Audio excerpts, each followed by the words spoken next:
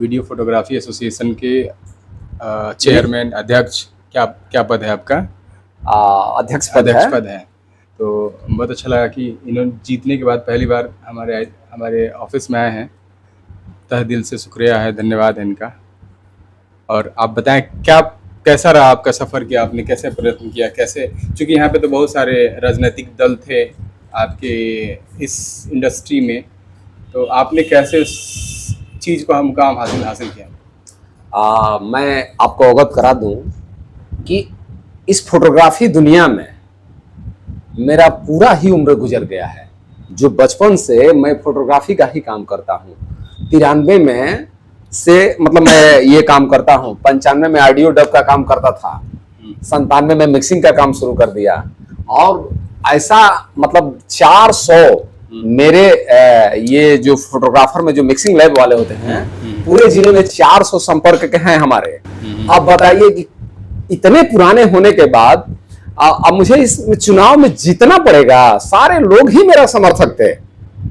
मैं एक इस जो अभी वोटिंग हुई थी इसका विरोध किया था।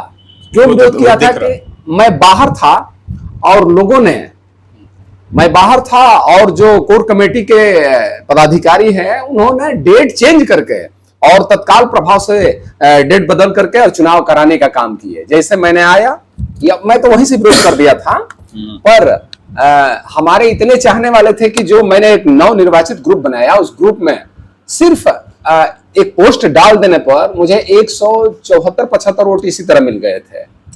और विपक्ष ने जब इसका ऑनलाइन वोटिंग किया तो मात्र 67 वोट उनको मिले थे। 67? हाँ, 67। अब बता दीजिए, मैं हालांकि मैं विरोध करके रखा था। मैं सबसे अगर अवगत करा देता तो मुझे करीब 500 वोट मिलते।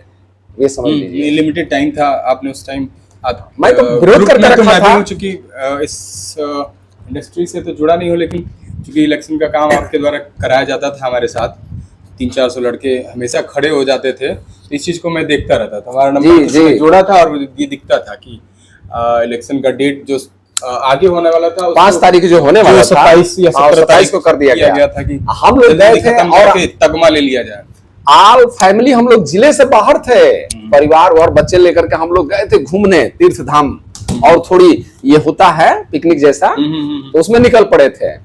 हमसे बात भी हो रही है उन पदाधिकारियों की, तो तत्काल प्रभाव से डेट चेंज कर रहे हैं, ताकि इसलिए कि वो तो बाहर गए हैं, किसी से मिल नहीं पाएंगे, रसीद नहीं काट पाएंगे, तब तक मैं जीत जाऊंगा। अरे ऐसे नहीं हो सकता है, क्योंकि जितने लोग हैं उसमें से अधिक मेरे ही लोग। उसमें फॉर्मेलिटीज होती होगी ना, जैसे आम चुनाव में पर्चा दाखिला होता है, तो आपने फॉर्मेलिटीज की थी? जैसे पर्चा दाखिला के नाम पर ठीक है मनोनीत होता है उस ग्रुप में, उस ग्रुप में मैंने किया था। पर फीस वगैरह भी कुछ? हाँ, फीस लगा था, 2500 रुपया फीस लगा था। पर ऐसा कुछ नहीं था, पूरे सिस्टम उल्टा चल रहा था। जिसको मर्जी रसीद काटो और वोट दे दो, वहां ये था।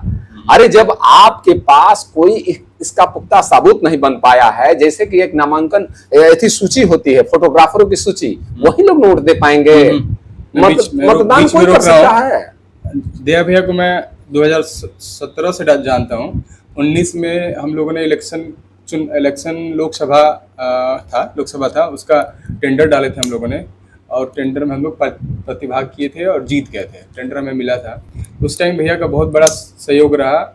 इन्होंने टेंडर सिर्फ हमारे नाम पे था, लेकिन पूरा ऑपरेशन इनके द्वारा किया गया था।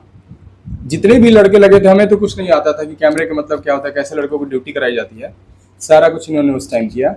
और 19 से लेके आज तक वीडियोग्राफी का काम भैया के द्वारा ही कराया जाता है, हमारे आईटी पार्क के साथ।